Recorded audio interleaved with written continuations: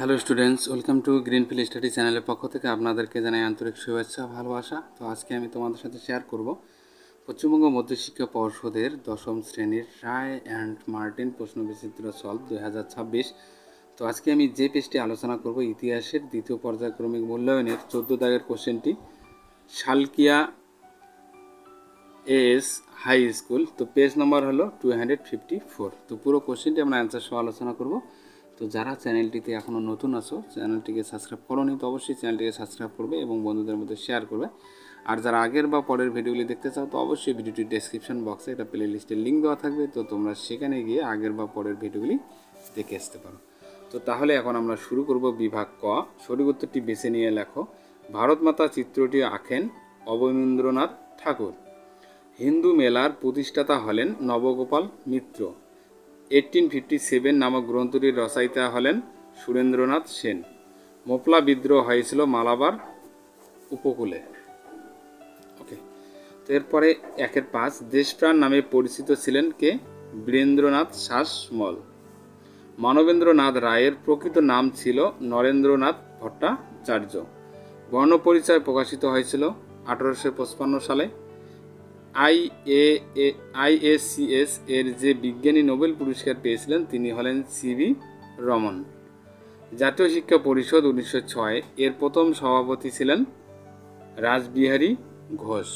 ওকে, এরপরে you Roy and sons নামক প্রকাশনা সংস্থাটির প্রতিষ্ঠাতা করেন কে? উপেন্দ্র কিশোর রায় চৌধুরী।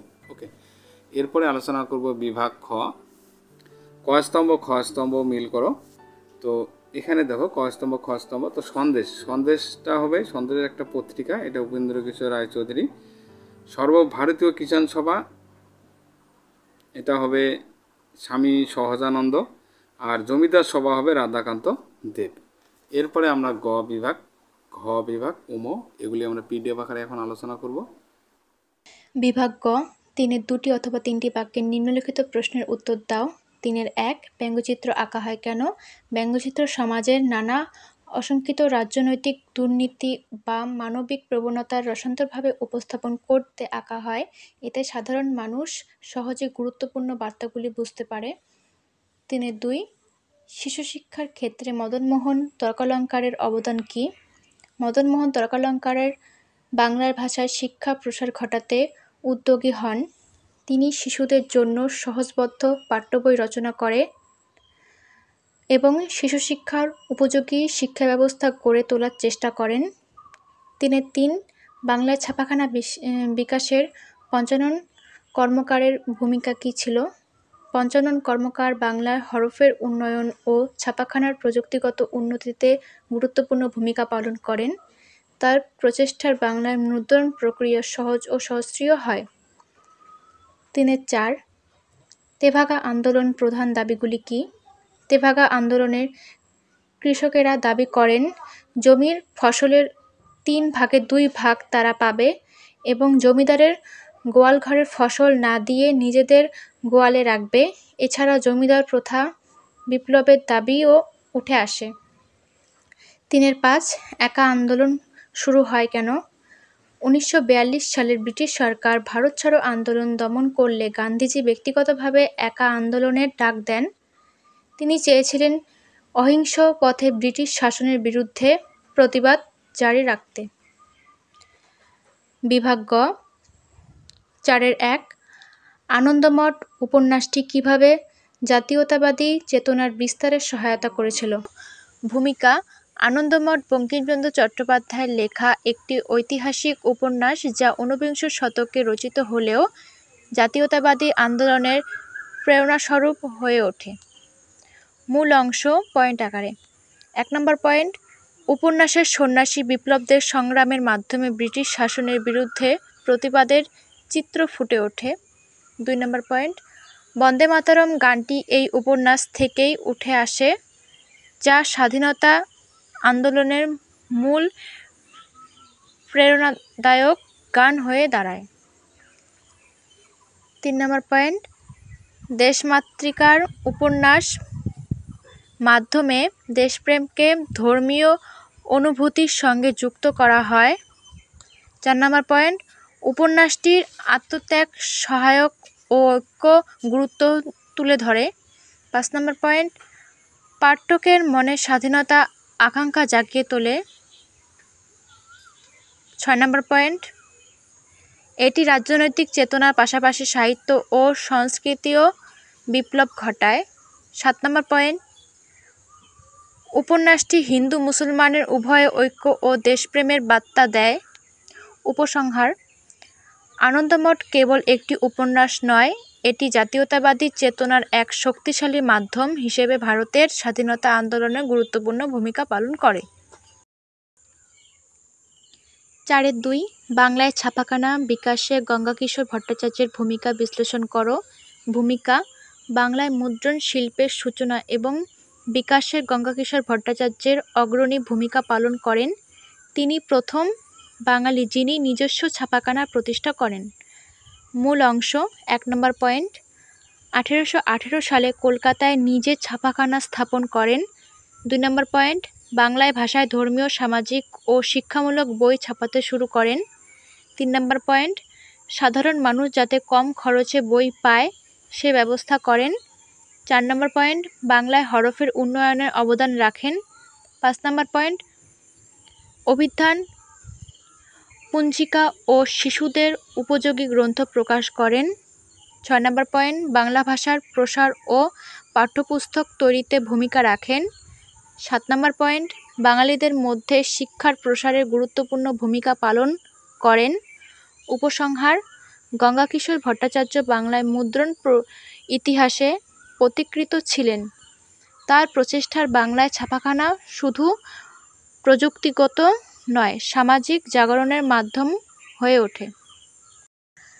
5.1 দেশপ্রেমের বিকাশে বঙ্কিমচন্দ্র ও বিবেকানন্দের ভূমিকা কী ছিল? ভূমিকা, ঊনবিংশ শতাব্দীতে ব্রিটিশ শাসনের অত্যাচার, বিদেশি শোষণ ও জাতিগত অবমাননায় জর্জরিত ভারতবাসীর মধ্যে যখন জাতীয় চেতনা প্রায় নিভু নিভু তখন দুই মনীষী বঙ্কিমচন্দ্র চট্টোপাধ্যায় ও স্বামী বিবেকানন্দের দেশপ্রেমের আলো জ্বালালেন।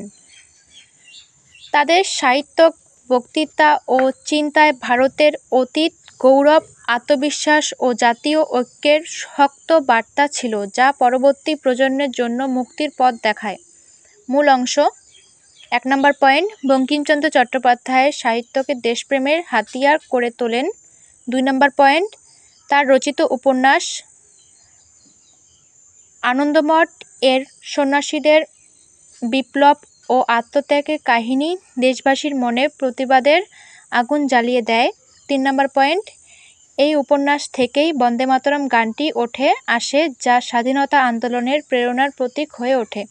4 নম্বর পয়েন্ট, বঙ্কিমচন্দ্র ইতিহাস চর্চা ও ধর্মীয় ভাবনাকে সাহিত্যরূপে উপস্থাপন করতে বাঙালি আত্মপরিচয় গড়ে তুলতে সাহায্য করে। 5 নম্বর পয়েন্ট, তার সাহিত্য সাধারণ মানুষকে অনুপ্রাণিত করে ব্রিটিশ শাসনের বিরুদ্ধে সচেতনতা গড়ে তোলে। 6 নম্বর পয়েন্ট, অন্যদিকে স্বামী বিবেকানন্দ ছিলেন একজন দার্শনিক, ধর্মপ্রচারক ও যুবশক্তির প্রেরণাদাতা। 7 নম্বর পয়েন্ট, তিনি ধর্মকে কুসংস্কার মুক্ত করে মানবতার পথে প্রচালিত করে এবং বলেন জীবে প্রেম করো, এই ঈশ্বর সেবা। 8 নম্বর পয়েন্ট, তার বক্তৃতার ও লেখায় ভারতের প্রাচীন ঐতিহ্য ও জ্ঞানের গৌরবময় ইতিহাস তুলে ধরা হয়। 9 নম্বর পয়েন্ট, তিনি জাতপাত, ধর্মীয় বিভাজন ও পাশ্চাত্য অনুকরণের বিরুদ্ধে সোচ্চার ছিলেন। 10 নম্বর পয়েন্ট, বিবেকানন্দ বলতেন ওঠো জাগো এবং লক্ষ্য পূরণ না হওয়া পর্যন্ত থেমো না, যা ভারতীয় যুবকদের জাগিয়ে তোলে। 11 নম্বর পয়েন্ট, 1893 সালে শিকাগোরা বিশ্বধর্ম মহাসভায় তা বক্তৃতা বিশ্ব দরবারে ভারতের ভাবমূর্তি উজ্জ্বল করে তোলে।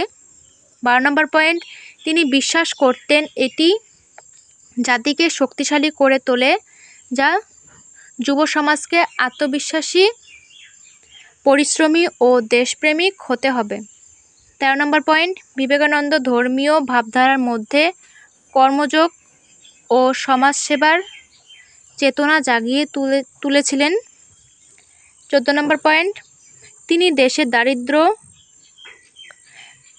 নিরক্ষরতা ও অনগ্রসরতার মূল কারণে খুঁজে বের করে জাতিকে সচেতন হতে আহ্বান জানান। 15 নম্বর পয়েন্ট, 2 মনীষীই ভারতবাসীর মধ্যে আত্মসম্মানবোধ, আত্মবিশ্বাস ও জাতীয়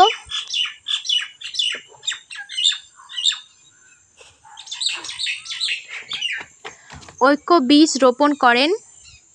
16 নম্বর উপসংহার, বঙ্কিমচন্দ্র চট্টোপাধ্যায় ও স্বামী বিবেকানন্দ শুধুমাত্র চিন্তানায়ক নন, তারা ভারতীয় জাতীয়তাবাদের দিকনির্দেশক।